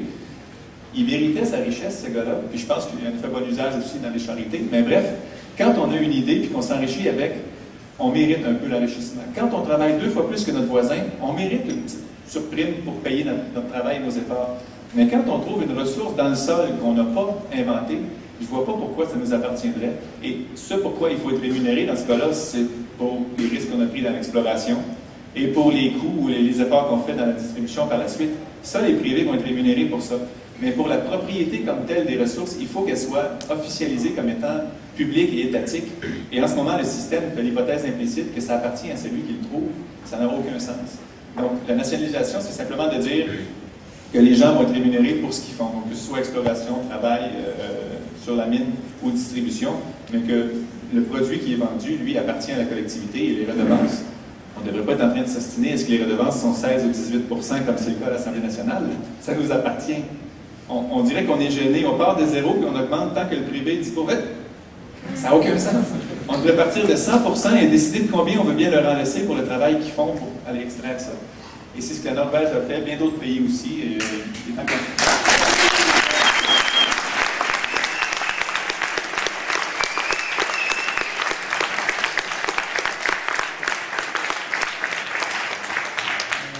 je pense qu'il y a des gens ici peut-être qui connaissent vos idées, qui connaissent un peu moins personnellement. Je vais vous présenter un peu votre parcours. Oui. Ben, moi, je viens du centre du Québec, je viens de Nicolette, en fait, c'est le comté que je représente. J'ai été parti longtemps de là parce que pour les études et le travail, Nicolette n'était pas une région où il y avait des grandes banques ou où il y avait des universités. Donc j'ai vécu à Nicolette, je fais mon primaire, mon secondaire là, je vais vous compter ma vie. J'ai fait mon cégep à Trois-Rivières. Ensuite, je suis venu étudier ici en actuariat et en administration à l'Université Laval. Je suis parti à l'Université de Montréal faire une maîtrise en économie.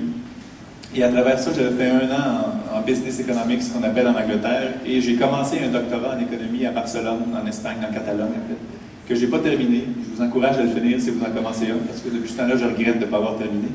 J'ai fait les 2 années de cours et je suis revenu travailler au Canada avant de faire la thèse. Donc, je ne sais pas s'il y en a au doc ici, mais là, je ne sais pas. Et ensuite de ça, j'ai travaillé toujours dans le milieu financier. Donc, j'ai étudié actuariat, finance et économie, mais j'ai toujours travaillé dans le milieu de la gestion de fonds, de gestion de portefeuille, soit comme gestionnaire moi-même ou comme consultant auprès de ceux qui gèrent des portefeuilles. Et la consultation qu'on faisait, c'était des modèles mathématiques pour gérer des portefeuilles. C'était pas du papier commercial et il n'y avait rien de scandaleux dans tout ce qu'on faisait, là. Mais c'était des modèles mathématiques et très quantitatifs pour gérer des portefeuilles et ça marchait très bien. Donc, c'est ça que j'ai fait sur le plan professionnel. Excusez-moi. Sur le plan professionnel avant de devenir député en 2008. La raison pour laquelle j'ai voulu me présenter en 2008, en fait, j'ai toujours su que je ferais un jour de la politique active pour faire avancer la souveraineté. Depuis le référendum de 80 où j'avais 10 ans, ça me trotte dans la tête, donc ça fait un bout de temps que j'y réfléchis. D'ailleurs, j'ai hâte d'entendre un argument fédéraliste qui me fait hésiter un peu. Parce que depuis ce temps-là, chaque fois que je lis quelque chose de fédéraliste, c'est qu'il y a quelque chose de bancal ou de faux à la base du raisonnement. Parce que des arguments contre la souveraineté, il n'y en a pas, sauf celui émotif, dont je vous parlais tantôt, de se sentir canadien. J'ai rencontré des Québécois qui voulaient être américains, donc il faut respecter ça aussi. C'est en nous, c'est en chacun de nous, ces frivolités-là. Mais bref, la raison pour laquelle, entre autres, je me suis représenté en 2008, c'est que c'est l'ADQ qui avait gagné le comté chez nous. Et moi, je ne vivais plus à Nicolette parce que j'étais à Montréal, puis j'étais en Angleterre aussi pour le travail, à Londres. Mais quand je me disais que ma mère était dans un comté adéquiste, j'aimais pas ça. Donc, je me suis présenté moi-même en 2008 pour le reprendre, et ça marche. C'est à peu près ça ma vie, en gros. Depuis 2008, je suis député, en fait, j'ai été député du Parti québécois jusqu'à la moitié de cette année. Mes dossiers étaient économiques, j'avais institutions financières, développement économique, exportation, commerce international, des choses comme ça. Et depuis ce temps-là, en fait, comme indépendant, on peut intervenir dans un peu tout. Ça a des plus et des moins, qu'on veut. Les moins, c'est qu'on n'a pas beaucoup de temps pour traiter tous les dossiers, parce que c'est une chose qui est transparente quand on est député, en fait, dans un caucus, c'est qu'il y a un bureau du leader et un bureau du whip qui font plein de choses pour nous, la mécanique sous-jacente aux travaux parlementaires, on ne voit rien passer, tout est préparé par ces gens-là. Quand on devient indépendant, il faut s'occuper de ça nous-mêmes. Ça fait des journées encore plus chargées, je vous dis, mais je pense que la liberté additionnelle d'être indépendant compense pour ces petits efforts-là de plus. Mais j'ai hâte d'avoir un caucus d'option nationale, par exemple.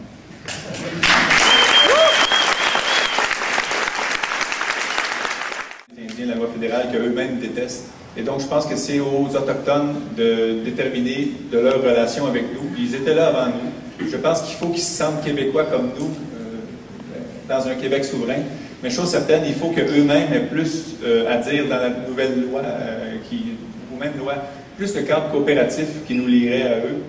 Chose certaine, on ne peut pas faire la souveraineté en ne se souciant pas de cet aspect-là de notre collectivité. Ils ne sont peut-être pas nombreux, mais le symbole qu'ils représentent, si nous, on ne traite pas bien ces gens-là, comment on peut s'attendre à être bien traités, nous, comme minorité dans le Canada? Donc, je pense que les Autochtones, en général, vont être incontournables dans les dialogues à avoir pour refaire le cadre coopératif entre les deux nations. Mais chose certaine, actuellement, au Québec, on peut dire qu'on est beaucoup plus ouvert à ces communautés-là, en général, que ça se fait ailleurs dans le monde. Il y a des efforts magistraux à être faits encore parce qu'on est loin d'un succès, mais je pense qu'on n'a pas à avoir honte actuellement de ce qu'on fait dans ce domaine-là par rapport à ce qui se passe ailleurs. Ça ne veut pas dire qu'il ne faut pas faire mieux que ce qu'on fait, mais je pense qu'on est quand même, on a une bonne attitude face à ça. Et j'ai rencontré M. Picard cet été, Justin Picard, le chef des Premières Nations, et je lui ai parlé de ça, du nouveau parti qui s'en venait, et du fait que je voulais que ce soit lui qui écrive tout ce qui a trait aux Autochtones dans un programme politique du nouveau parti. Donc, évidemment, il faut que ce soit eux qui nous disent ce à quoi ils aspirent. Quand on leur impose, comme le Canada l'a fait avec la loi sur les Indiens, ça mène à ce qu'on a en ce moment, c'est-à-dire des communautés qui sont souvent dysfonctionnelles et qui ont de la misère à s'en sortir parce que leur réalité n'est pas du tout respectée par le cadre qui les régit.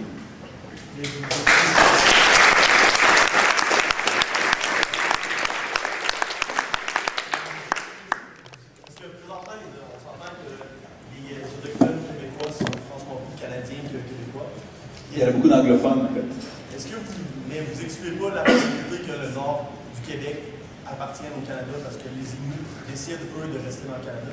Bien, sans être un avocat encore, j'ai consulté beaucoup de constitutionnalistes cet été et les frontières actuelles du Québec seraient reconnues comme les frontières quoi qu'il y ait des segments où les frontières sont floues un peu, mais en gros, le territoire québécois serait le territoire du pays québécois au lendemain de l'accession à la souveraineté. Donc, le débat se ferait à l'intérieur du Québec si des communautés autochtones voulaient faire quelque chose d'autre que d'être simplement incluses là-dedans. Mais encore une fois, comme je vous dis, je pense qu'ils trouveraient en nous de bien meilleurs interlocuteurs qu'ils ont trouvés dans l'espace canadien dans le passé. Donc, moi, si j'étais eux, je discuterais beaucoup plus avec les Québécois qu'avec un pays qui, dans l'histoire, a démontré qu'ils ne comprenaient pas du tout. Donc, moi, je pense qu'ils ont tout à gagner à jaser avec nous sur notre territoire qu'on partage, mais qui n'est pas exclusif à qui que ce soit. Donc, et cette question-là est loin d'être simple. En fait, c'est une des plus grandes complexités, je dirais, du projet souverainiste, de bien s'entendre avec tous les peuples qui forment le Québec en ce moment. Mais il n'y a aucun doute qu'on va y arriver. Il faut y arriver, de toute façon.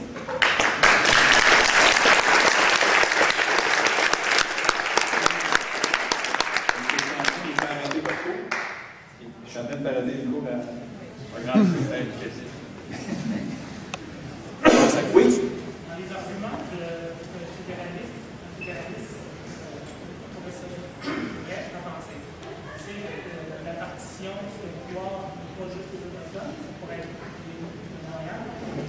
L'autre argument, c'est le libre-échange avec les États-Unis. Si le Canada fait pression sur les États-Unis pour exclure le Québec? Qu'est-ce que vous répondez à ce genre d'argument? Sur le plan des accords, en fait, il y a ce qu'on appelle la présomption de succession. Quand un État devient deux États puis qui était couvert par un accord, la présomption de succession dit que les deux parties sont encore liées par le même accord. C'est sans doute ce que le Québec voudrait faire, puisque ces accords-là sont fonctionnels. Et entre autres, le libre-échange nous a beaucoup aidé à pouvoir devenir souverain, puisqu'on fait du commerce avec beaucoup plus de facilité avec notre gros pays voisin qui est les États-Unis. Sur la partition, moi, je regarde des exemples historiques. On n'est pas les seuls à avoir des communautés qui n'étaient pas complètement homogènes sur un territoire qui devient souverain. Et les exemples récents ne montrent pas qu'il y a des partitions qui se font par la suite. Je pense que ça découle plus d'un argument fédéral de peur, encore une fois, de dire que Montréal, l'Est de Montréal, va rester francophone, québécoise, et que l'Ouest va devenir canadienne, un peu comme Berlin l'était à l'époque du rideau de fer. Moi, je pense que c'est un argument de peur, et monsieur tantôt disait comment on va approcher les anglophones, des arguments factuels, et avec des arguments qui leur montrent clairement qu'eux aussi ont tout à gagner à être dans un Québec plus prospère. Et moi, je suis convaincu que le Québec serait un modèle pour le Canada dans à peu près tout. Et je pense que les anglophones de Montréal que moi je connais sont aussi fiers d'être québécois que vous et moi. Ça ne veut pas dire qu'ils voteraient oui s'il y avait un référendum demain matin, mais se sentent plus québécois que canadiens, ceux que je connais en fait, et ils ne sont pas tous souverainistes. Et je suis convaincu que je le disais tantôt aussi, ces communautés-là, on peut les inclure dans le projet plutôt que de les prendre pour non acquises en partant. Donc moi, la partition du territoire, c'est jamais impossible qu'un groupe de citoyens du West Island décide qu'ils veulent rester au Canada. Quel serait leur recours légaux? Je doute fort que ça irait bien loin, ça, mais parce que l'entité Québec est reconnue dans un scrutin. Quand on vote à l'Assemblée nationale, ils votent au même titre que vous et moi, ces gens-là, donc ils ne sont pas dans un scrutin séparé. Donc si la majorité québécoise décidait clairement on veut être un pays, je pense que la démocratie devrait gagner dans ce cas-là, tout comme quand la majorité, en fait, il y a peut-être eu de la tricherie, là, tout comme quand la majorité en 95 a dit non, les gens du Lac-Saint-Jean n'ont pas dit ben nous autres on s'en va quand même.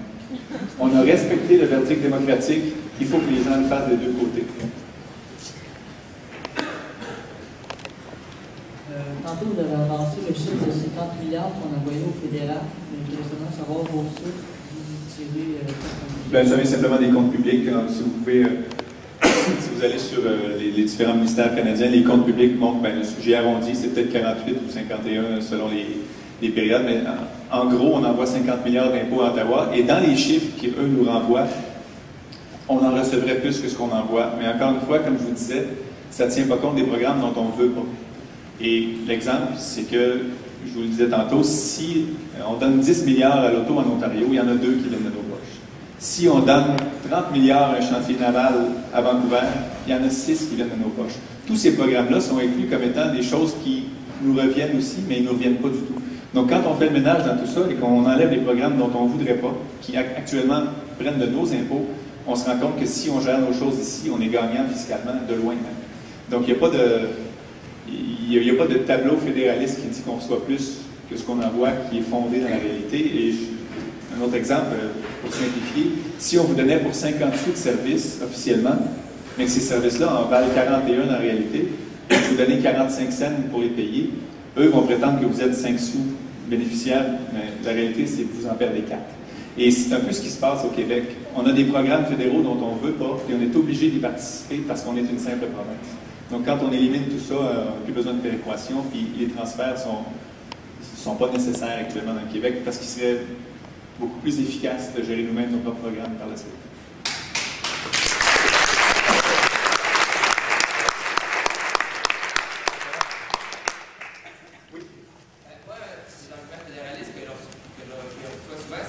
Par rapport au développement des structures, on pense migration, rapport d'impôts et choses comme ça.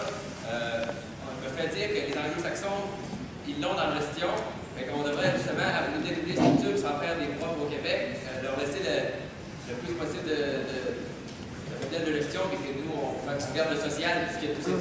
Ça, c'est l'argument qu'on est né pour un petit pain qui ne me plaît pas tellement. Je vous dirais que quand on dit que les Canadiens gèrent mieux leurs affaires que nous, c'est complètement faux.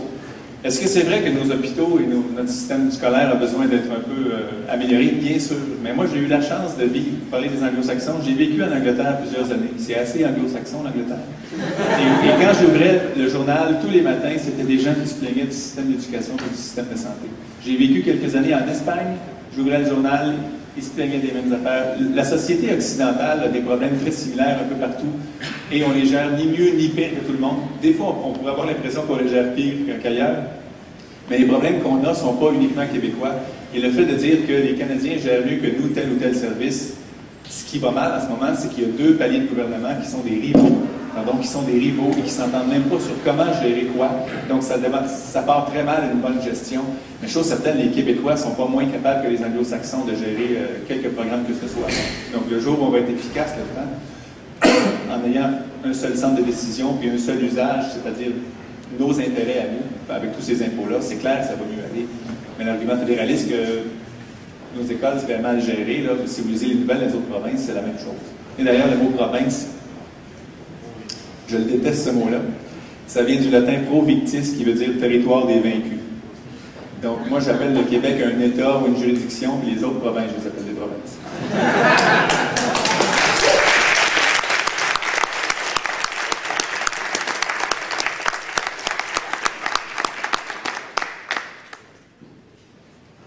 Oui. On parlait tout à l'heure du budget de l'an 1 que Trudeau avait fait, mais je voulais savoir si Option nationale avait l'intention de faire un exercice semblable à court ou moyen terme, montrer les vrais chiffres comme ils seraient suite à l'accession. Oui, en fait, c'est une campagne électorale prochaine, que les gens attendent aussitôt qu'au printemps. Il va falloir chiffrer tout ce qui est dans la plateforme. Pour l'instant, on a une plateforme qui a une 60aine de points, dont certains points vont avoir besoin d'être chiffrés comme ça se fait dans une campagne électorale, et il y aurait un simili budget d'équilibre. En fait, le jour 1, qu'est-ce qu'on a gagné, qu'est-ce qu'on a peut-être perdu, c'est quoi le bilan. Il n'y aurait peut-être pas une étude aussi grande que ce que la commission Bélanger-Campeau avait fait avec un nombre de recherchistes assez hallucinant. Mais c'est sûr que ces chiffres-là doivent être remis à jour et des exemples concrets doivent être donnés aussi. Pas juste dire on va gagner. Il faut dire les comptes publics disent ça, nous on ferait ça avec, donc c'est ça le gain. Il faut que ce soit clair et concret. Et ça va être fait dans une campagne électorale, c'est nécessaire en fait. Oui. Bon, ma question peut-être un peu radicale, mais comme Machiavel disait que sans forces armées ou sans alliés à proximité, c'était presque impossible de faire l'indépendance. Vous pensez quoi de ça? Forces armées à proximité, je pense qu'on a un pays qui s'appelle les États-Unis qui en a pas pire. Mais, mon point de vue personnel sur l'armée, là c'est mon côté poète qui va sortir peut-être. Mais vous savez, aujourd'hui dans l'humanité, il y a moins de guerres qu'il y en avait avant. Il y a toujours des conflits un peu partout, mais c'est moins sanglant qu'au Moyen-Âge, disons, puis moins sanglant qu'avant. Et ça, c'est venu pas par l'action du Saint-Esprit, c'est venu par des peuples qui se sont dit, au lieu d'acheter des grosses bombes, on va intervenir avant qu'il y ait un conflit ou on va jaser ça. Donc moi, je pense que le Québec aurait tout intérêt à être un pays dont la force armée n'est pas une force d'attaque, mais une force d'intervention civile. Excusez-moi de vous interrompre, ma question n'était pas sur ce marché-là, c'est avant d'avoir l'indépendance, de récupérer notre force armée. C'est justement, on n'a pas là, en ce moment. On a une armée canadienne qui défend le Canada, c'est clair. Donc si on était envahi demain matin, l'armée, les soldats québécois seraient ici pour nous aider. Donc, si nous on veut faire l'indépendance, puis justement réussir de leur force commence. Ben c'est ça, l'argument de Jean Chrétien de 95 que les tanks rouleraient peut-être au Québec, ça encore une fois, c'était pour faire peur au monde parce que jamais les États-Unis laisseraient une guerre civile éclater à leurs frontières, mais jamais. Et deuxièmement, je pense que le Québec ne sera jamais envahi par qui que ce soit parce que les États-Unis ne l'accepteraient pas. Et s'il y en a un qui s'essaye, c'est peut-être les États-Unis, puis s'ils s'essayent, on n'a rien à faire, ils sont très gros. Fait que, logiquement, je ne vois pas pourquoi on s'armerait de grosses bombes pour attaquer qui que ce soit ou pour se défendre d'une attaque éventuelle.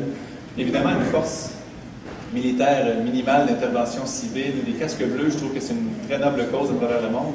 Mais acheter des bombes, comme le Canada est en train de faire, Harper, quand il met 95 milliards dans ce qui est militaire au cours des prochaines années, c'est pas une valeur qui a été canadienne traditionnellement. Ça. Puis il y a vraiment un changement d'idéologie au Canada en ce moment, auquel le Québec ne s'identifie pas du tout. Et je pense que les dépenses militaires d'un Québec souverain seraient proportionnellement beaucoup moins axées sur l'armement que sur l'intervention civile. Et l'intervention civile coûte moins cher qu'une seule bombe. Il y a des jets qui coûtent plus cher qu'une mission au complet qui passe 6 mois dans un autre pays. Donc, je pense que le Québec serait beaucoup plus raisonnable là-dessus. Et l'aspect militaire de la chose, malgré tout le respect que vous pouvez avoir pour Jean Chrétien, je ne sais pas s'il y en a, mais de dire que les tanks pourraient rouler au Québec si on votait oui, c'était complètement farfelu. Puis c'était vraiment pas digne d'un premier ministre non plus de dire ça. C'est complètement ridicule de dire des choses comme ça au Canada, en fait. Et vous savez, il y a 3 façons d'avoir la souveraineté. Il y a la guerre, évidemment. Il y a des pays qui l'ont fait, mais ce ne sera pas notre façon à nous. il y a le référendum, puis il y a l'élection référendaire. C'est les trois façons de le faire. Puis la guerre est vraiment exclue dans un pays comme le Québec qui est déjà trop pacifique, trop avancé, trop développé pour que ça en vienne à ça. Et moi, je ne pense pas que nos voisins ontariens auraient quelque velléité militaire que ce soit non plus. Et sur le plan économique, c'est un argument fédéraliste aussi qui nous dit que les Ontariens vont nous bouder. Ils vont arrêter d'acheter nos produits. Mais quand on leur rappelle que chaque année, le Québec achète pour 20 milliards de biens et services à l'Ontario, ils se disent rapidement que leur portefeuille a tout intérêt à ce qu'ils continuent à avoir de bonnes relations commerciales avec nous, puis ça serait le cas. Je ne dis pas qu'il n'y aurait aucun Ontarien frustré que son pays manque 1,5 million de kilomètres carrés de territoire. Mais les relations commerciales, le portefeuille parle très vite et le Québec a de très bonnes relations avec tous ses voisins. C'est une évidence. Moi, il va falloir que je retourne au Parlement bientôt. Je vais peut-être prendre une question ou deux.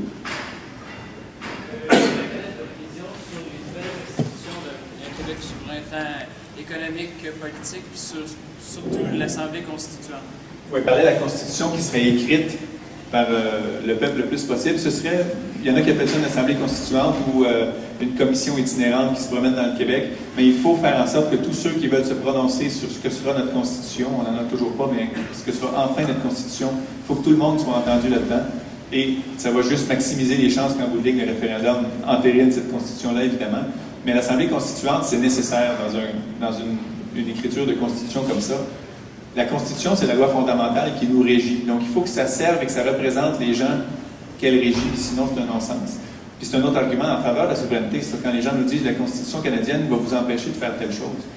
Une Constitution est au service de son peuple et non l'inverse. Ce n'est pas une loi divine qui descend, c'est le peuple qui se dote d'une Constitution. Donc, le jour où les Québécois vont choisir clairement quelque chose, il n'y a aucune institution légale ou aucun gouvernement hors Québec qui va pouvoir les empêcher de faire ce qu'ils veulent. Il faut que ce soit comme ça. Il y en avait une autre ici. Oui. Oui, moi j'ai une question qui est un peu plus. En fait, c'est pas vraiment économique, mais on pense souvent des Canadiens français qu'on délaisserait, dans le fond, qu'on abandonnerait à leur sort. Je me demande, il y a plusieurs pays sur la planète qui ont comme une diaspora, qui ont des gens qui vivent dans le fond ailleurs, qui ont même un droit de vote, une nationalité. Est-ce qu'on a encore ce genre d'aide? Les gens de Saint-Boniface au Manitoba voient d'un mauvais œil le Québec souverain parce qu'ils se disent qu'ils vont être moins bien protégés, peut-être. Mais moi, je pense qu'un Québec souverain qui aurait plus de moyens pourrait bien mieux aider les communautés francophones hors Québec qu'une simple province qui se dépête dans un système inefficace. Donc, évidemment, on est le bastion du fait français en Amérique du Nord, au Québec, en Amérique, dans les Amériques, en fait. Il y a quelques francophones en Amérique du Sud, mais le Québec serait le bastion de ça. Et je pense qu'on aurait une responsabilité de protéger le français ailleurs aussi, dans le monde, à travers la francophonie, par exemple, à laquelle on appartient, mais aussi sur notre propre continent et dans notre ancien pays. Et comme je le disais, je pense qu'un Québec souverain qui aurait plus de moyens dans tous les domaines serait bien mieux équipé pour protéger ces gens-là et les aider et leur donner des aides financières s'il y a lieu, qu'une simple province qui se dépêtre dans un système inefficace. On leur donne des droits, c'est-à-dire, par exemple, je pense que c'est comme l'Italie, eux, ils ont des gens à l'étranger qui peuvent voter, ils ont des députés étrangers. On leur donne des droits pour participer de loin, mais participer quand même à cette construction de pays. Bien, moi, je dirais que ceux qui veulent immigrer au Québec autour d'une accession à la souveraineté ou après deviennent des Québécois. Qui vit au Québec est Québécois. Pour moi, il n'y a pas de distinction si on a les yeux bleus ou bruns ou quoi que ce soit d'autre de différent.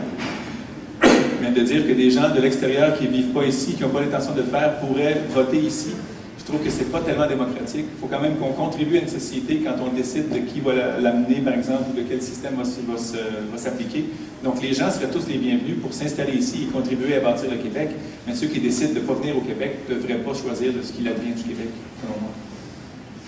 Monsieur Cossat? Oui. J'aimerais savoir comment on peut vous aider, comment on peut aider l'Action nationale.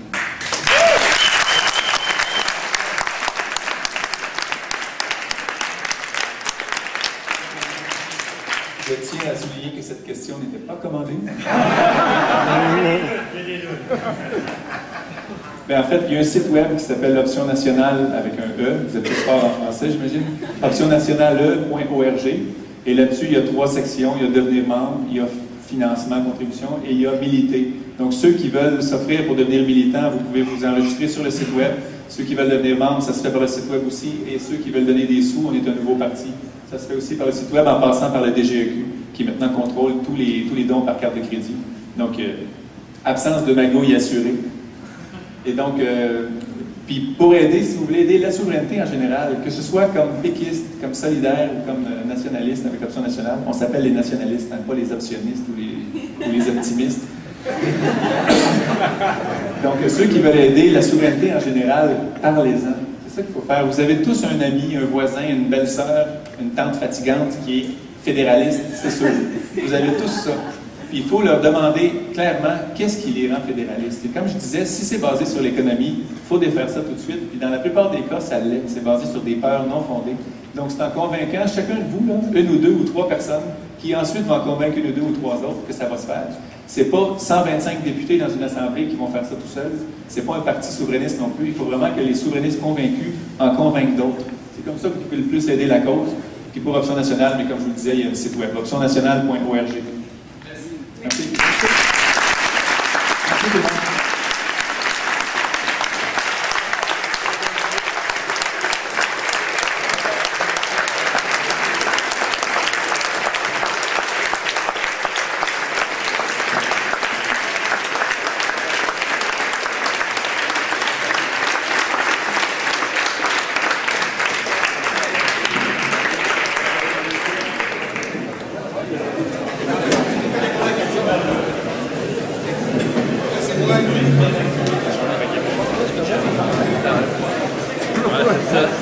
Moi,